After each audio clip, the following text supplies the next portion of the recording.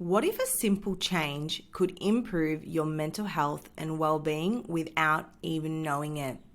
Welcome back to a Freestyle Friday. I'm your host and psychologist, Stephanie Giorgio, and I have been waiting to record this episode because I was actually amazed with what I discovered. So without further ado, let's get straight into it on this sunny, beautiful Friday in the Gold Coast. I am Stephanie Giorgio, and I told you that already, so let's start. Now, this episode comes from my return from Bali after a conversation I had with my roommate. And it was so strange because she turned to me and said, I actually think something has happened that has improved my mental health. And I said, well, what is it? And the thing that she said was exactly the thing I had noticed within myself. Now, the first thing that improved both our mental healths is not having a full-length mirror for over a month. I know this may sound strange and weird, and what do you mean? I couldn't live without a full-length mirror. So let me explain.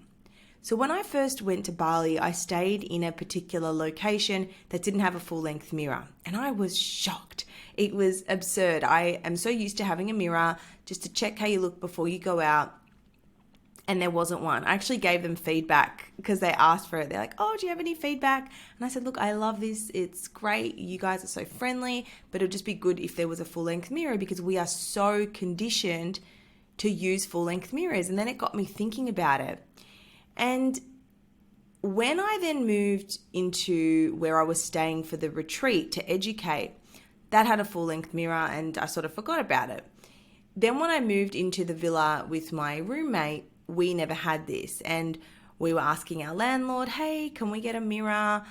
And when we were there was only a face mirror. Now, in Food Freedom, in all my programs, we do a lot of mirror work and we talk about appropriate mirror use. So for example, only using a full-length mirror to do a full-on body check or a full body check to check an outfit and then you go.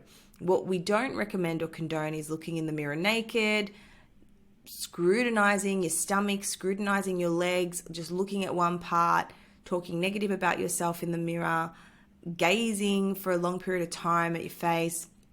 So a face mirror is appropriate just to put makeup on, get ready in the morning, brush your teeth, whatever. And then a full-length mirror is appropriate just to check an outfit up and down. You do a full body scan and then you leave the room. That's the mirror work that we recommend. And when I say we, I mean me, myself, and I.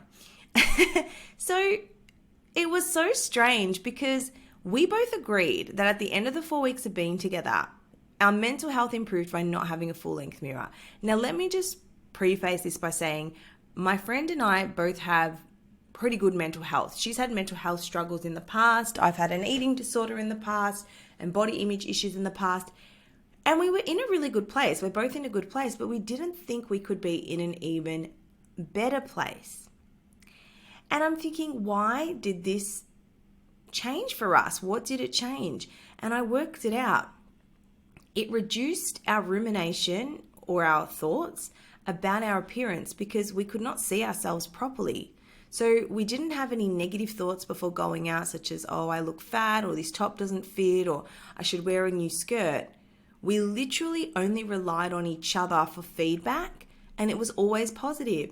Oh, babe, like that skirt looks great. I love that shirt on you. Wow, like that outfit looks so nice. Or I never expect you would be wearing that. Neither did I. We wore outfits that we would never normally wear because we didn't have that internal dialogue saying you shouldn't wear that or that's not appropriate for you.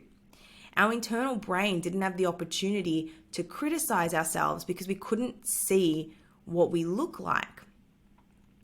And then when you'd go out, you're not thinking, oh, I should have worn another outfit. I look bad. The skirt was so tight. You literally get ready and you leave your house. And even if you quote unquote look bad, it doesn't mean that other people are going to think that you look bad. In fact, other people will often say you look great or I love your top, and you might be surprised by it. So I highly, highly recommend trying this. And I know it is hard. Believe me, I know it is hard. It was super hard because you're going out, you're wearing bathers, you're doing all this stuff, and to not have a full-length mirror can induce anxiety initially. But try it for a week. Either cover your full-length mirror or turn it around and just rely on your face mirror in the morning and see how you feel. It's going to be very tricky in the beginning, but I promise you kind of get used to it and you learn to just get dressed and leave your house. The other thing I felt it really helped with was saving time. If you accumulated all the hours you spent looking at yourself in the mirror, checking an outfit, getting changed, looking again, how much time does that take you? I know personally, I have run late because of trying to choose the perfect outfit. But when you don't have a mirror and you can't check, then yes, just leave and go.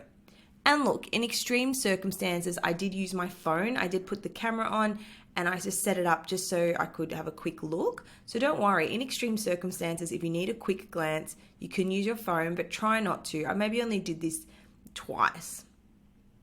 So if you try this, please let me know, but I highly, highly recommend it because people often look in the mirror expecting to feel better about themselves, but the issue with mirrors is they don't always tell the truth, and I speak about this in my book.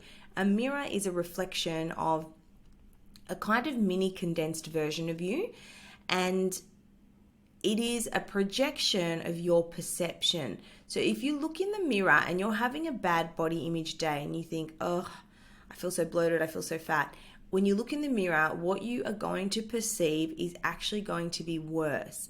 Whereas if you look in the mirror and you have a good body image day and you have good thoughts, what you are actually going to see is going to appear to be better.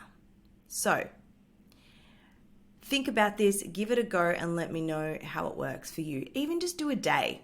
Start with a day if a week feels overwhelming.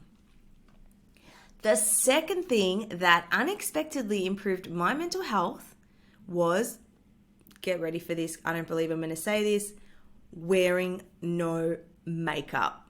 I know, coming from the girl who always wears makeup and I look presentable most of the time, especially on social media.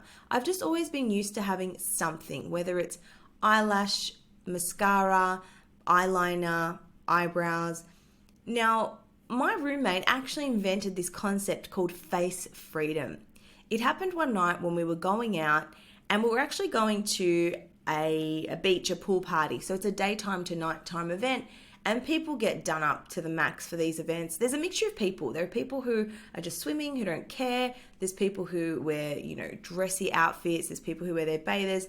I would say I'm a bit of a hybrid. Like I would wear bathers but with some shorts, but I would do my makeup quite nice because I want it to last. But one night she said, Steph, my makeup is not makeuping, so I'm not going to wear makeup tonight and I'm going to call it face freedom. And I said, that is genius. I'm actually going to steal that. And the fact she went out on a night out with absolutely no makeup really inspired me because she's just confident in what she wants to do and who she is. And I love that. We have confidence in different ways. Now, I had a facial, and I know after you have a facial, you shouldn't wear makeup because you want to give your skin a chance to heal. So I fell in love with this concept and I put it out on social media and I said, hey everybody, I'm doing face freedom. I am not going to wear makeup. My skin is pimply, it's bumpy. I've had a facial. The pollution in Bali really does affect your skin. So I was really conscientious of getting facials. I was mortified going into, say, the gym or going to see people who'd seen me previously all done up. I was so worried about what they would think, like, oh my gosh, what's wrong with you? And I'm not sure if you can relate to this, but if you don't wear makeup for one day, or if you, I don't know, don't wear your makeup the same way, people say, are you okay? Are you tired? Are you sick? Is everything all right? So just a heads up, if a woman's not wearing makeup, no need to call it out or say that they look sick or unwell. It's just that you're not used to it yet. Now, I actually met up with some friends, or I saw some friends this morning, and I said, had my sunnies on, I took my sunnies off. I said, listen, I've had a facial and I'm not wearing makeup. This is the real me. And they were like, okay, Steph, all good, no worries. I had made it a big deal, right? And I thought, you know what? It's only a few days. I'm not going to wear makeup. And if people can't accept me at what I consider my worst, which is absolutely not even my worst, I still had mascara on, okay? Gentle baby steps, baby exposure. Then they don't deserve me at my best. But then something crazy happened. No one said anything. No one even noticed or conscientiously or mentioned anything. You know, I had put that disclaimer in. I'd actually said, hey, I'm not wearing makeup. People don't care. They don't see the difference. And even if they do, they're not going to say anything about it. I couldn't believe it. Because at the end of the day, it comes back down to what you have conditioned yourself to be used to with your appearance. I look back at old photos and videos and I cannot believe that I didn't think that my hair or my lashes were excessive at the time. And I always wanted to go bigger and longer because I accommodated and assimilated to how I looked, right? So it's almost like the first thing you get, maybe you get a tattoo done and it seems really big and excessive. And after a while, you're like, oh, it's not that big and excessive. Maybe I'll get another tattoo. Or perhaps you want to lighten your hair and then it's not light enough, so you want to go lighter. Same with your body. Perhaps you change your body in some way or you've lost weight. It's not enough. You want to go. You will always assimilate and accommodate to where you're at, and then it will never see enough and feel like enough. And this happens with lip fillers. It happens with Botox. And this is why people get to that extreme level on those shows, My Crazy Addiction, where they just can't see it. And it does blur the lines between body dysmorphia, which is being preoccupied with a real or perceived flaw in your appearance. So just going back to old photos, I remember I would have 30-inch hair extensions because I wanted the longest hair in the world. And my lashes were so long. I had not prosthetic lashes, that's not the right word, lash extensions. And I always wanted bigger and bigger. And now when I look back, because I haven't had lash extensions in a long time, I think, wow, why didn't I see them? And my mum would tell me, she's like, I like you better with your natural lashes. And I'm like, Mum, don't be a hater. But she was right. She was actually right. So remember this. The reversal effect can also happen where without the exaggerated lashes or hair, we think we look abnormal. So I remember getting my lashes removed and thinking, oh my gosh, I'm abnormal. I have no lashes. Like, what's wrong with me? And then I wanted to go excessive and more bigger because I thought there was something wrong with how I looked. So just remember, the only way to build your confidence in certain areas of your life is to go all bare and all naked.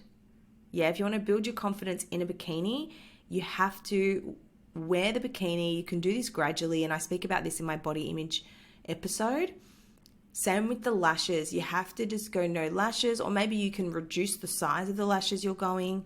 And you don't have to do this. I know people may be thinking, but I love my lashes. Like, this is what I want. But I want you to ask yourself, why do you love it? Do you think you look more attractive with it? Do you think other people will find you more attractive? Because what shocked me is that people who saw me bare-faced or saw me bare-haired or saw me at my worst still showed an interest in me, because it's more than just looks.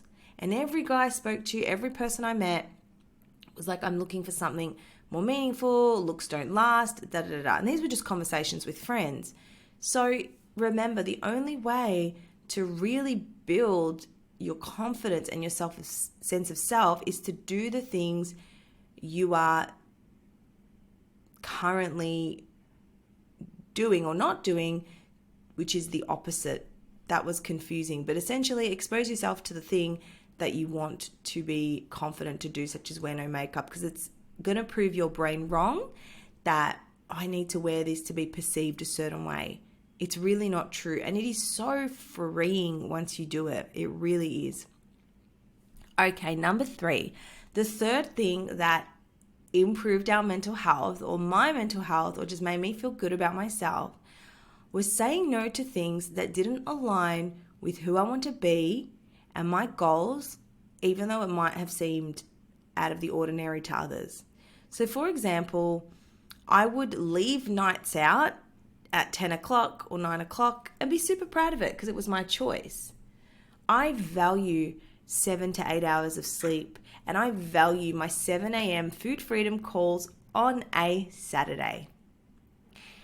People would ask, oh my gosh, why would you have a Saturday meeting at 7 a.m.?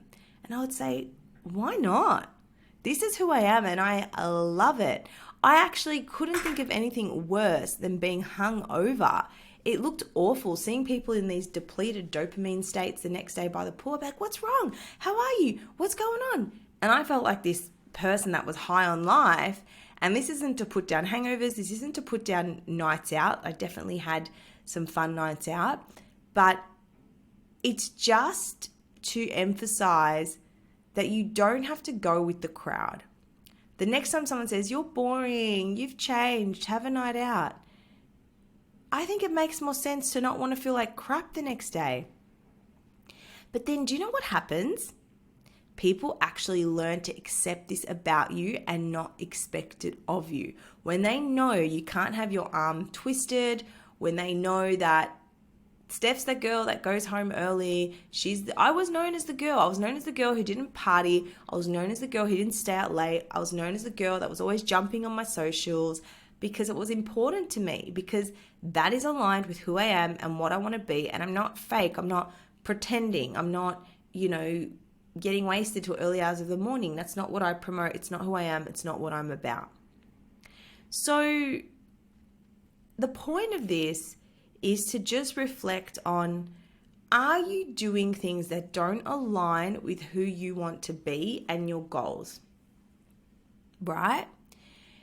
And maybe you're thinking, oh, it's my eating habits or it's binge eating, and that's okay. Look, usually when it comes to eating and eating habits, it's serving a function and we need to figure out what it is. Same with drug use, same with alcohol use. In many cases, it's serving a function. And people will lie to themselves. I just love it. I just love to party. Whereas I think there's always more under the surface. I always think there's more going on. So I would highly recommend trying one or more of these and asking yourself, what in my life right now isn't improving my mental health? And how can I change it? Is it these late nights? Is it saying yes to drinking? Is it feeling like I constantly have to keep up appearances? I always have to buy new outfits. I always have to wear makeup. What is it? If there was one thing that you could change, what would it be? So in summary, the 3 things I would suggest giving a go is getting rid of a full-length mirror for a period of time, wearing no makeup, and saying no to things that don't align with you, even if it's your best friend or even if it's a particular situation where, it feels really awkward to say no. These were hard for me, especially the first 2. Saying no to things that don't align with me, that I've pretty much done that my whole life. And people say I admire your ability to do what it is you want to do and just go out and get what you want. Because I couldn't imagine a life not doing that. Try these. Please let me know what you think of this episode. And if there's anything that you have actually stumbled across that has improved your mental health, that you had no idea would improve your mental health, please let me know. I would love to do a part 2 if you would like to hear it. As always, if you enjoyed this episode, please leave a rating, leave a review. With Apple Podcasts, you have to scroll all the way down to the bottom to find the place to leave a review. But with Spotify, you just click the follow and the star button and you can leave a star review rating based on however much you enjoy this episode. Take care. Thank you so much for being here. I am very grateful to have your presence and I wish you the best weekend ahead. Bye.